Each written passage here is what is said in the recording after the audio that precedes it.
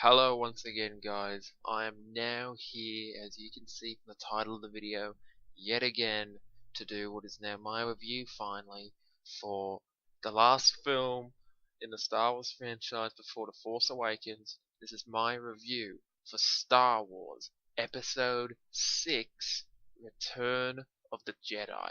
And that, so yeah, the final film of the original trilogy, and I can't wait to dive into this because this is like, just to kick things right off and everything, this is probably my second favorite film in the Star Wars franchise and everything. I know a lot of people prefer A New Hope over this and everything. I know a lot of people prefer Revenge of the Sith and that, and because there's some things in this film that people don't like and that and whatnot. But I still really enjoy this film. I really do. And that I really do enjoy this film. I'm gonna dive right into this and that, without just repeating myself over and over. But yeah, I don't know. I'm just starting off still in this channel, as you see. Trying to get the hang of things and everything, get more efficient with my verbally speaking and sharing my thoughts over a kind of video of sorts. If that makes any sense, and that. So yeah, this is gonna dive right into my thoughts of Return of the Jedi, kicking off with how opening kind of first act of the film, which is at Jabba's palace on Tatooine, which I really didn't think was. I thought it was really a nice way to open the film and whatnot, with kind of Leia disguised and coming in to save Han. You have C-3PO and R2 coming in first, and I like how they came in one by one. Like you had R2 and C-3PO came in, then Leia came in disguise. Lando was already in there at some point disguised, and then Luke came in at the end. I like how they just kind of just came in over and over, and that was nice. And everything. I liked how it all led up to kind of that kind of rescue of Han of sorts, I guess you could say, or they got him out of the carbonite that he was frozen in at the near the end of its Empire Strikes Back and everything. So they got him out of the carbonite at the start of this movie, and yeah, I really did kind of enjoy how they kind of handled the rescue of Han of sorts and everything, and how I love the scene with Han and Chewbacca in the kind of cell of sorts, the jail cell or whatever, and where they're kind of reunited for the first time. And you see the joy in Chewbacca and everything. That was it's such a kind of fun scene. It was such a really uplifting, heartwarming scene and everything. That was very nice, and I very much enjoyed that scene. As well as that, yeah, I really did enjoy the scenes on in Jabba's palace in general. But then you get some scenes with look, this is something I wasn't gonna bring up, but I bring it up so much with a friend because of how much of the distaste for it there is. I don't hate it as much as he does, but it is worth mentioning under the negatives of this film, and that is. And it's something that was included in the special editions, if I'm not mistaken, when George Lucas decided to edit around with the original trilogy, and that was the Jedi Rocks theme. You can vaguely, if you don't know what I'm talking about, it's to vaguely kind of explain on that. It's the music kind of band song playing at one stage in Jabba's palace, and that you have that weird alien female thing singing, and that if you kind of recall what I'm talking about, and that, but like that, yeah, the Jedi Rocks thing is probably probably a stain, one of the stains on this film, on this great film. It's still a very great movie. It's really a damn great movie. It really is, and that. But honestly, and that, I would. It's funny with this one with Return of the Jedi, and I'm gonna dive more into this because I would rate, and this is getting more into the rating, which comes near the end. But I'm gonna dive into this now because I think it's worth mentioning off the bat. And I would rate it A New Hope higher in this film, but it's A New Hope I think is the better film, but Return of the Jedi is probably my preference, if that makes sense. And that, so when it gets to my rating, I thought I'd just clarify on that because when it gets to my rating, and you said, well, Dan, you said Return of the Jedi is your second favorite Star Wars film, yet it's your third highest rated. How comes that? It's the rating is more so what I'm thinking is quality isn't best, more so than rather than my preference. But with this, it's Return of the Jedi is my preference, even though it's going to be rated slightly lower than A New Hope or A New Hope, and that. So I just thought I'd just clarify on that when I get to my rating and everything. But getting more into this, so Jedi Rocks is horrible, terrible. But you had some other really neat scenes that made up for it in the Jabba's palace. I love the Rancor scene. The Rancor scene's great when Luke comes in, thrown down in the Rancor pit, and has to fight the Rancor. That's a ton of fun. And I remember I always felt bad growing up watching that the Rancor's kind of owner kind of be upset over the Rancor's death. I felt bad for the poor guy. He lost his pet, and it's like losing his face. It's like losing his it's like losing his dog or something. It's very sad and everything. But yeah, I don't know. I've always felt sorry for that that one character. But yeah, as well as that, we get into another thing about this film, and this is as we get past the Tatooine stuff. And I mentioned briefly as well on Tatooine, you had Boba Fett, which I should mention because I haven't really mentioned him at all in my original trilogy reviews. He was in Empire, but Boba Fett was in this film. Yeah, he had a pretty abysmal kind of death, I guess, just as kind of poor as his fathers in the prequel trilogy as Jango's. So Jango and Boba kind of had really poor deaths. Honestly, they could have been better, but I don't know.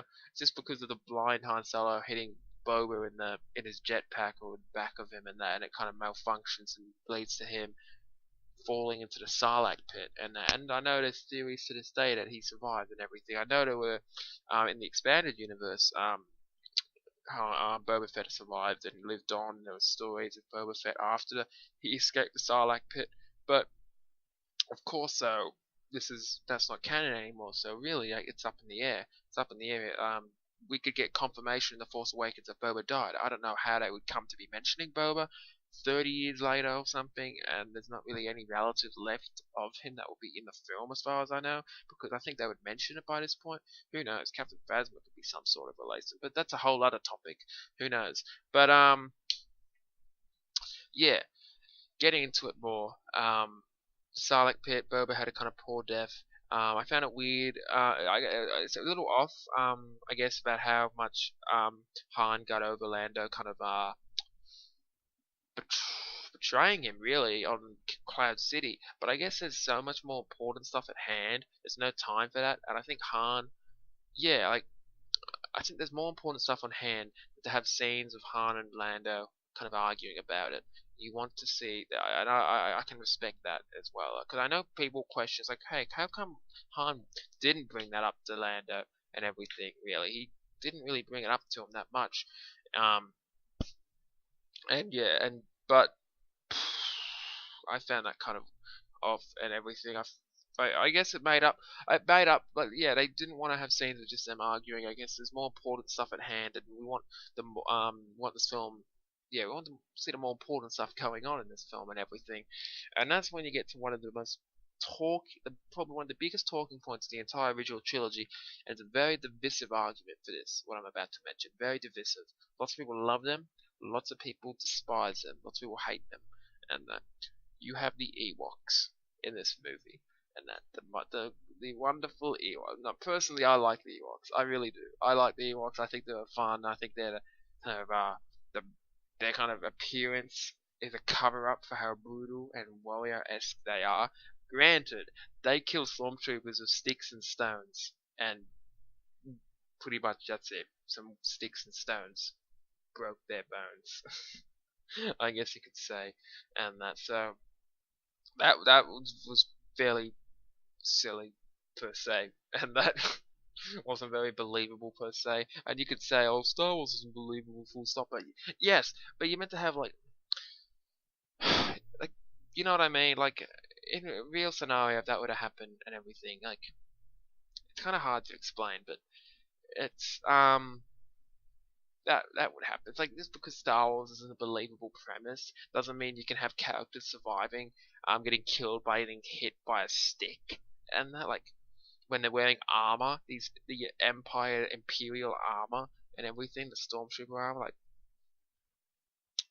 To be fair, I don't think that Stormtrooper armor was that great at at that point in time with how many of them have died. But to be fair, most yeah.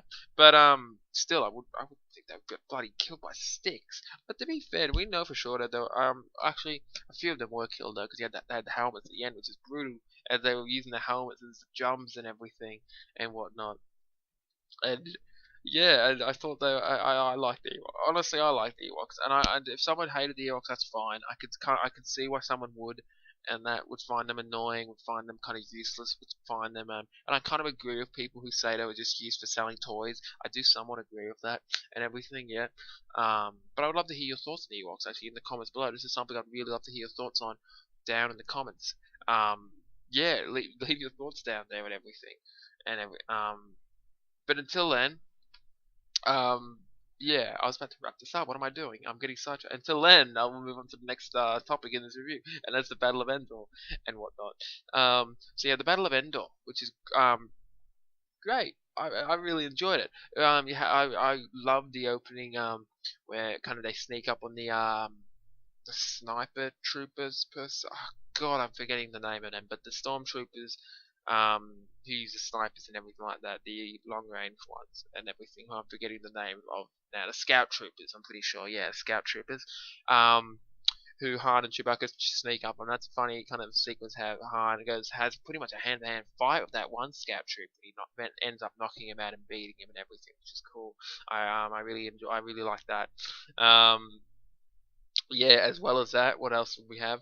We had God, the whole Battle of Endor was so fun. I love it. Looks this is maybe like looking back on it, some of the shots in this look a little bit dated, but when you have Han and Leia, not Han and Leia, Luke and Leia on the speeder bike chasing, or I don't no, they're getting away as they're being chased. It's very yeah, God, from that one kind of scout trooper and whatnot. And I really enjoyed this sequence because of how damn intense it was. It was really, it was more not so intense, but it was so damn fun.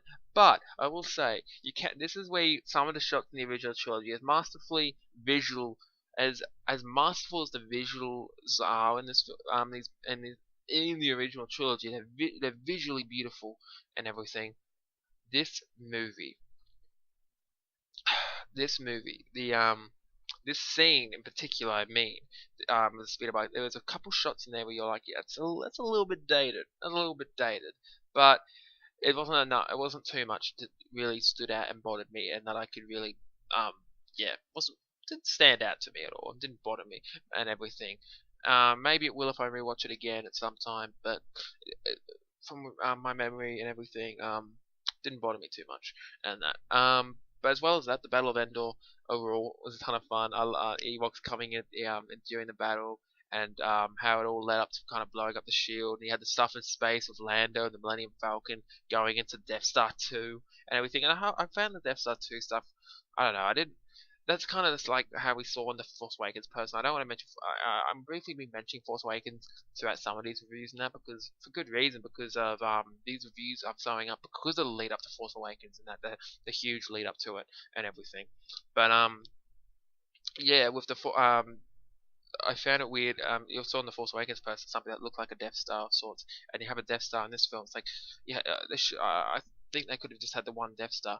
In this film, it's kind of like kind of a new Death Star 2.0 that's kind of half built and everything, and it ends up getting destroyed anyway, and everything after the Battle of Endor, and they blow up the shields and everything like that, and that was really well done, and I like how the scenes played off one another. Like I always love scenes like that. We had the scene in space going on, everything Lando dealing with stuff in space and with the new Death Star, and you have the scenes on the ground of Han and Leia mainly leading this kind of battle and everything. When it nears kind of the climax of the battle, it's mainly Han and Leia leading it, as Luke is kind of confronting his father, Darth Vader. And we also have Luke learn when he's on Dagobah for a brief time earlier in this film, like fairly early in this movie, where he learns that Leia is his sister and he tells her and everything. And they probably forgot about the kiss by that point, so that's probably a good thing.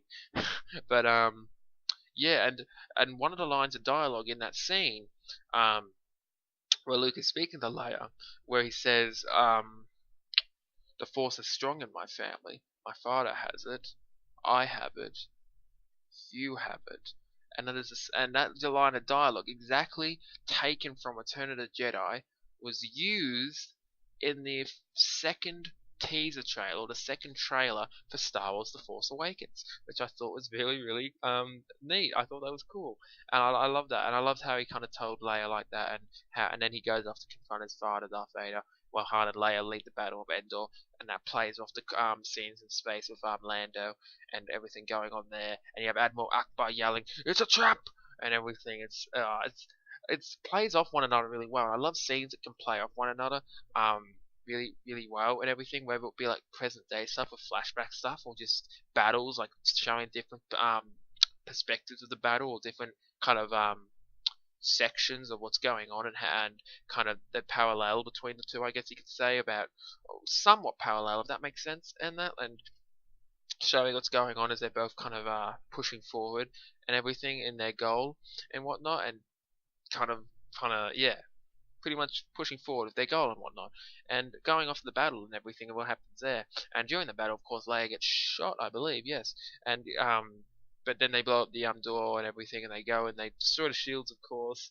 You have Chewbacca jump down into one of the ATSTs or whatever they're called, the smaller ones, the AT8, it's not the AT-AT, they're huge Hoth ones, I believe. I always mix up the initials for each one of them, and that for the vehicles of the Empire and everything like that. But as well as that, um, I will say, yeah, Leia gets shot in the scene. I love this scene where the stormtroopers have the gun on Han. They have their gun on Han and everything, and he is pretty much like, okay, and he's looking down Leia at the time and everything, and this is kind of nearing the climax of the Battle of Endor, and Leia kind of pulls out her blaster very subtly. She pulls it out, and Han sees that she does, and she looks up at him, and he just says to her, "I love you," and she's like, "I know," and that plays off so well with the famous line from Empire Strikes Back, the famous improvised line from Harrison Ford, where Leia says to Han before he throws it in carbonite, of course, "I love you." Han Solo's like, "I know," and it played off that really well. If Leia says, "I know," and then he just jumps out of the way, and she shoots both of the she shoots the one or two stormtroopers that are holding him there and everything out of like a kind of and that was I thought that was really very neatly done. I really like stuff like that, kind of reminiscent of stuff that came before. I really do like stuff that's kind of put together like that. Getting more into this, we have the final confrontation between Luke and Vader, which is handled so well. I love the scene between Luke and Vader before they have that final showdown, before in front of the Emperor and everything, in the Emperor's kind of palace room of sorts, I guess you could say. And I love that kind of conversation, kind of dialogue between the two, where he kind of actually says his name, like, "You were once a Jedi by the name of Anakin Skywalker." I'm just paraphrasing here, but it's pretty much implying that he's Anakin Skywalker, and Darth Vader's like, I do not go, pretty much, he doesn't go by that name anymore, and everything like this. And I really like the lines of dialogue here, and how Luke believes that there was good still left in his father, and that, if I'm not mistaken, and that, if I'm not too mistaken, and going, yeah, because I'm pumping out these reviews, I'm going off my best memory and everything. I've seen these movies a number of times, and I just kind of have most of the stuff most of it kind of engraved in my head. But it's like I said, the Star Wars universe gets so big sometimes, it's just all over the place. So I try my best. But yeah, as well as that, we have God, I love the dialogue between the two and how it led up to the fight, the showdown between them. I love the showdown between Luke and Vader. Have you have Sidious showing Luke trying to lure Luke to the dark side, how Vader tries to lure Luke to the dark side, but Luke has that special thing about him. That's what's special about him as a Jedi, is his kind of restraint. He can fend off any temptation to go to the dark side. He can fight it off, and that's why I don't agree with some of the rumors that Luke may be in on the Luke may be a Sith of sorts, or may have turned to the dark side by the time Force Awakens comes around. And I don't agree with those rumors, because that's what's special about Luke, is that he can hold off that. He can hold off the urges that his father couldn't, and everything that Anakin could not, and that, but Luke can, and he managed to hold it off. And I love the scene though. I love the moment during the fight between Luke and Vader, and everything. That when Vader's like, or like, if I can't turn you, he pretty much implies that he'll try to turn Leia instead, and this makes Luke fairly lose it. He goes crazy on Vader. He freaking just ends up cutting Vader's hand off after what Vader cut his hand off in the last movie, and everything. And that was just really insane. It was pretty insane and crazy. And it leads to kind of Sidious coming over and just kind of pretty much preparing to finish the job on Luke by using his Force lightning and everything, which at the time would have shocked viewers and everything. It's just like how when Luke turned on the green lightsaber for the first time in this movie, it would have shocked viewers. Like, holy shit, there's a green lightsaber. I thought it was only blue and red. It's like crazy. And then you have Force lightning in this film. It's like, what the? Whoa, what's going on? This is insane and everything. So it kind of blew some people away and everything, and at the time. And everything, and when you watch this film for the first time, it still would and everything, because you have a vision of what it would be and everything, if that makes sense, and that kind of. But yeah, as well as that, I really enjoyed the confrontation between Luke and Vader. I loved how Vader redeemed himself by saving Luke's life after Luke begs for him to save him and everything, and that's like just he begs his father to save him, and this brings Vader back to the light side. Well, not per se, but he brings him out of the dark per se before his final moments, and I thought it was a beautiful scene.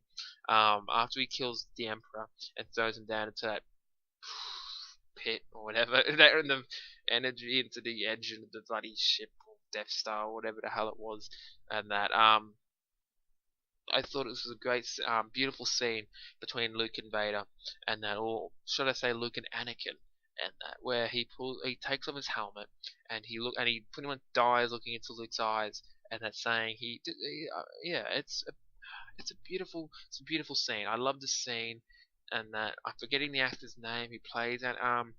David Prowse was that? I believe it might have been David Prowse in that scene and everything, because he was, yeah, and that was kind of not it was no what was I gonna say, no, it was a beautiful scene. I love the scene between Luke and Vader at the end of this film, and I thought it was a really well done handled scene by Richard Marquand, who directed this film. And unfortunately Richard Marquand passed away just very soon after this film was released, and that within the next couple of 2-3 years. It was a very unfortunate loss on his family and friends, and even his kind of talent when it comes to what he can do. And he brought us Return of the Jedi, and there was input by George Lucas, but at the end of the day, Richard Marquand was in the director's chair, and he did a wonderful job.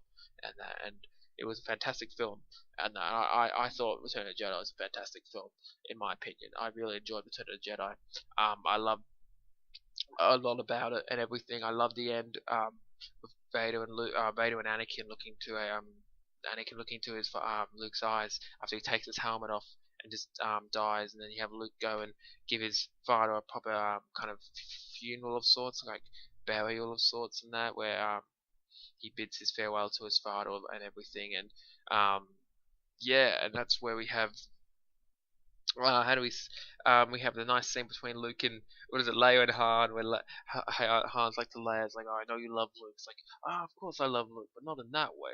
Luke's my brother, and she kisses Han and everything, and that was nice. And you have the very fantastic celebration scene at the end, all the Ewoks celebrating, and you find it silly or whatever, I don't know, but I find it so heartwarming seeing all these planets, everyone's in celebration. It's so nice to see and everything.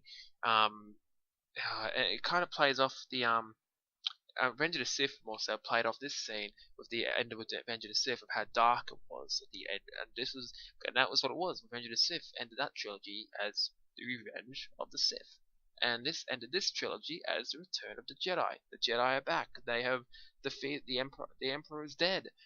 Vader is dead, and the Jedi are back in control for the most part. Like, there is Empire. The Empire. Some people tend to forget the Empire is still around after this. It's just that the two most important figures in the entire empire have been killed. So the empire kind of is in a little bit of ruins, and that are still managing after this film, because you can read canon novels like Star Wars Aftermath, which I have not read myself, but I know of it, and I know the basic premise of it and everything. But I'll let you go and read that. But I know that the Empire's still around, and it kind of follows how the Empire came to hear, the whole Empire came to hear about the death of Vader and Sidious, and how they came to work around and handle it and everything. And I find that interesting, and I like that. And of course, by the time Force Awakens comes around after this film, this is Force Awakens set 30 years after this film. We're gonna have Kylo Ren, and we're gonna have the First Order, as they're called, no longer the Empire. So that's gonna be very exciting. That will be very exciting. And but as for that, yeah, that's my review for Star Wars: Return of the Jedi, which I'm gonna give a 9 out of 10. And that, so yeah, I really enjoyed this film. I can't wait to see Force Awakens. So close now, so close to seeing it, just around the corner. I can't wait. And then I will bring you a non-spoiler review and a spoiler review and a discussion video maybe on the entire saga or Force Awakens, whatever one. I'm gonna have friends in. This is a huge event, and I can't wait for it. And that. But yeah, that's my, and I should say I almost forgot this, but the Force Ghosts at the end with Luke, and how it ends with the Force Ghosts and everything, and Luke watching, as they're watching over Luke, Obi-Wan, Yoda, and Anakin watching over Luke, at the celebration. It's very nice. And I know some people didn't like how they replaced special edition version of it. They got Hayden Christensen and Anakin in the scene instead of the old actor I can't remember the name of, unfortunately.